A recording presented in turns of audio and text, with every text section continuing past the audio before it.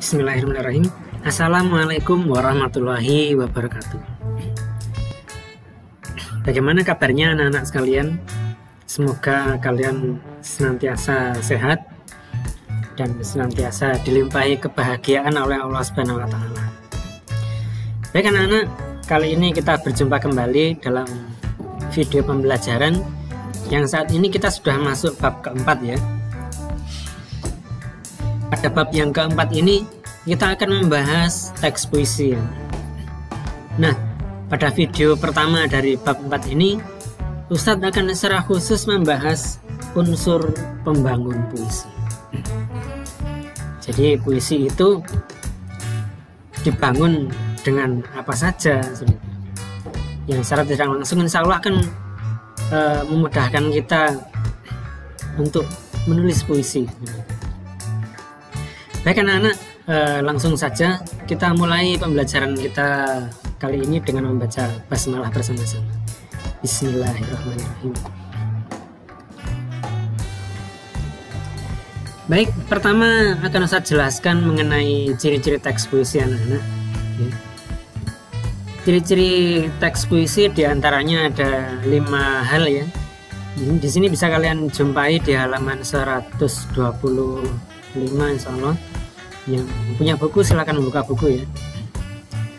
Baik, ciri-ciri puisi diantaranya adalah bahasanya yang padat ya, padat makna.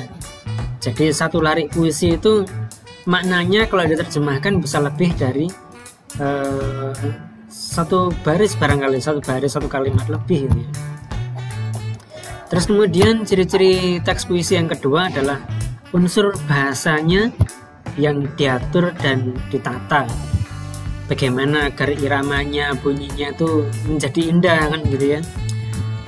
Berikutnya ciri-ciri teks puisi juga, puisi itu berisi ungkapan pikiran, perasaan dan pengalaman penulis puisi. Jadi seorang penulis puisi itu biasanya menulis puisi berdasarkan itu, apa yang sedang ada dalam pikirannya, apa yang sedang dia rasakan gitu ya. Terus kemudian pengalaman apa yang pernah dia alami. Terus kemudian puisi juga menggunakan bahasa yang konotatif.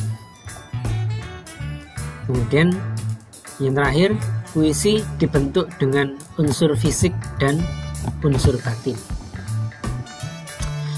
Baik anak-anak, tentu kalian bertanya-tanya ya terkait 2 hal terakhir ini. Konotatif itu apa sih Ustaz? Unsur fisik dan unsur batin itu apa sih Ustaz? Kita bahas setelah ini. Nah, konotatif anak-anak. Konotatif ini merupakan bentuk sifat, bentuk kata sifat dari istilah konotasi, yaitu makna yang bersifat konotasi. Jadi konotasi itu bukan makna sebenarnya. Konotasi itu makna yang ditambahkan. Ditambahkan karena kesamaan nilai rasa yang muncul dalam sebuah kata. Untuk lebih jelasnya, di sini Ustaz beri contoh. Nah ini, kalimat yang keluar dari mulut Andi menyayat hati Joko. Menyayat di sini biasa digunakan secara denotatif gitu ya. Ketika kita sedang menyobek sesuatu menggunakan cutter atau pisau gitu. Tapi di sini bukan berarti hatinya Joko itu disobek menggunakan cutter oleh Andi gitu ya. Tidak. Tapi di sini artinya adalah hati Joko tersakiti oleh kata-kata Andi yang menyakitkan gitu. Itulah makna konotasi pada kata menyayat dalam kalimat ini. Jadi anak-anak, menyayat dalam kalimat ini maknanya seperti itu, bukan menyayat menggunakan kata. Terus kemudian contoh yang kedua, tendangan lurus Muhammad Salah menjebol gawang Juventus. Menjebol bukan berarti ketika itu striker ini menjebol jaringnya gawang gitu ya, bukan seperti itu. Tapi striker ini berhasil memasukkan bola ke dalam gawang. Cuman agar memasukkan bola ke dalam gawang itu nilai rasanya itu terasa lebih lebih terasa, lebih kuat maknanya, maka digunakanlah istilah menjebol. Jadi itulah salah satu manfaat dari kata yang bermakna konotasi. Baik, lanjut anak-anak. Kita akan langsung lanjut pada unsur fisik. Unsur fisik dari puisi ada 6. Di antaranya ada diksi, ada kata konkret, ada pengimajian, ada majas, ada rima, dan ada ritma, dan juga terakhir ada tipografi. Diksi itu apa sih di sini? Mengapa diksi itu penting dalam penulisan sebuah puisi? Ya benar, karena puisi itu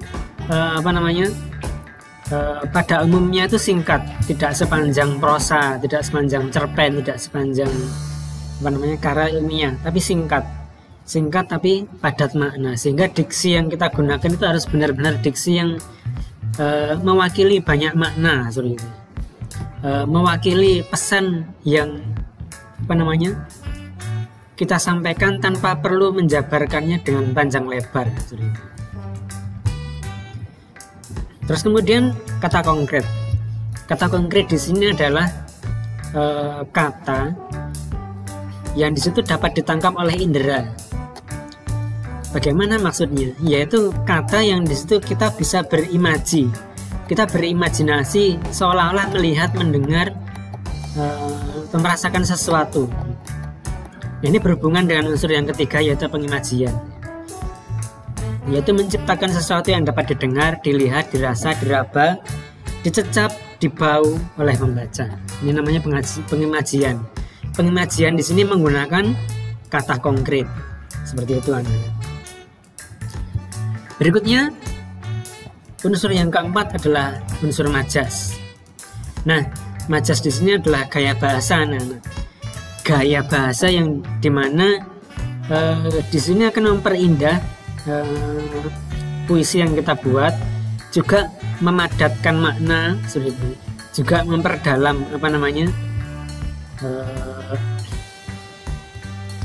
kalimat, ya, memperdalam makna kalimat yang kita tulis seperti itu. Terus berikutnya ada rima dan ritma. Rima dan ritma di sini adalah permainan bunyi pada larik. Terus kemudian terakhir tipografi, yaitu bentuk teks yang unik, bentuk penulisan teks yang unik. Nah, untuk lebih jelasnya marilah kita membahas salah satu contoh puisi yang ada dalam buku paket kalian. Nah, ini puisi berjudul Pemuda untuk Perubahan.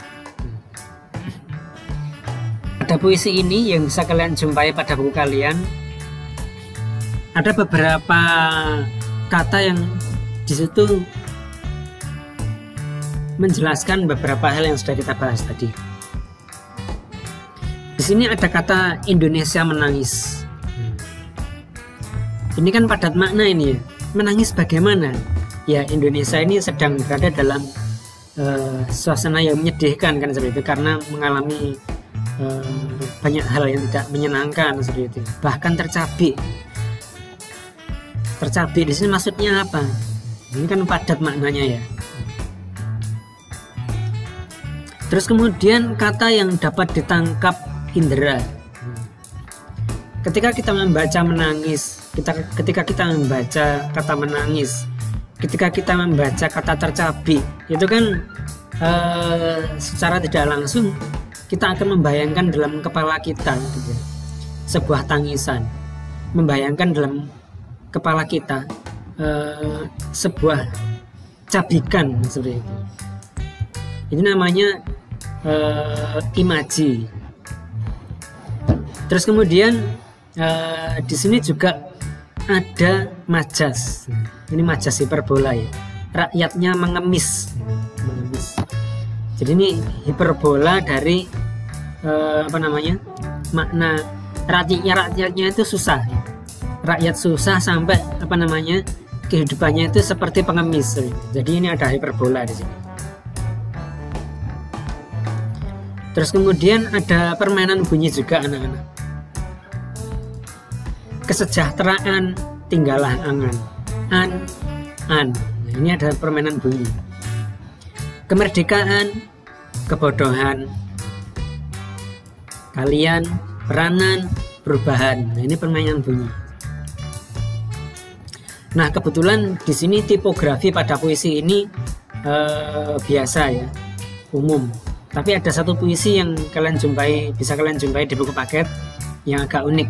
Nah, puisi karangan Sutarji Kalasumbahri yang berjudul Ah.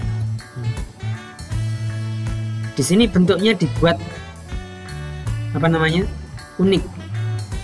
Karena memang si penulis puisi Sutarji ini dia merasa ada sebuah makna yang bisa dikemas dengan cara mengubah bentuk puisi seperti ini.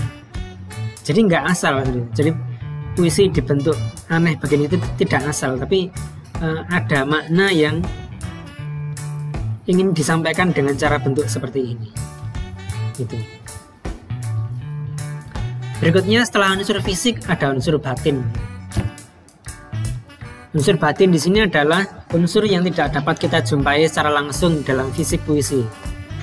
Jadi kalau unsur fisik ini kan unsur-unsur yang bisa kita jumpai secara langsung dalam puisi itu. Nah, kalau unsur batin di sini unsur yang tidak bisa kita jumpai secara langsung.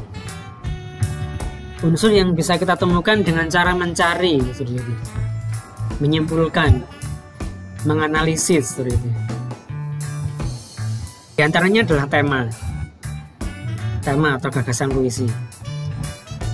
Terus juga perasaan yang muncul ketika kita membaca puisi, bagaimana rasa dalam puisi itu. Terus kemudian juga ada nada. Nada di sini maksudnya berbeda dengan rima tadi ya. Maksudnya, nada di sini nada penulis kepada pembaca. Apakah dia menggurui, menasihati, mengejek, menyindir atau sekedar bercerita. Terus kemudian di sini juga ada suasana yang tergambar dalam puisi tersebut. Apa yang kita rasakan setelah membaca puisi tersebut. Nah, seperti itu. Kadang ada puisi yang setelah kita membacanya itu kadang-kadang kita ikut merasa sedih, atau kadang kita juga ikut merasa senang, atau kadang kita juga merasa ikut prihatin, seperti itu. Berikutnya terakhir adalah amanat. Nah, ini anak-anak, bagian amanat ini adalah bagian yang sangat penting dalam puisi, karena amanat ini adalah ruhnya puisi. Karena puisi itu dibuat dengan sebuah amanat. Kalau seseorang tidak punya amanat, tentu dia tidak akan mampu menulis sebuah puisi. Karena setiap puisi ditulis untuk menyampaikan suatu amanat. Amanat atau pesan moral seperti itu. Yaitu pesan yang hendak disampaikan oleh penulis kepada pembaca. Nah, ini kita akan membahas contoh teks yang tadi ya, terkait puisi yang berjudul Pemuda untuk Perubahan. Puisi ini bertemakan perjuangan ya, ajakan untuk berjuang. Perasaannya bagaimana di sini yang kita rasakan setelah membaca puisi ini? Bisa haru, bisa marah, kan seperti itu ya. Terus kemudian nada yang kita rasakan di puisi ini apa? Nada yang kita rasakan adalah sikap penyair kepada pembaca yang menggurui atau sedikit menasihati gitu. Dan di sini ajakan gitu. Terus kemudian suasananya, akhirnya kita merasakan suasana ikut prihatin ketika setelah membaca puisi ini. Amanatnya apa? Ayo peduli kepada perubahan negeri ini. Nah itu, jadi itu unsur batin dari puisi. Nah anak-anak, masih ada satu bahasan lagi, yaitu majas ya. Insya Allah untuk video ini Ustadz cukupkan dulu. Untuk majas akan Ustadz bahas pada video berikutnya. Terima kasih atas perhatiannya. Kita akhiri dengan membaca hamdalah. Alhamdulillahirabbil alamin. Assalamualaikum warahmatullahi wabarakatuh.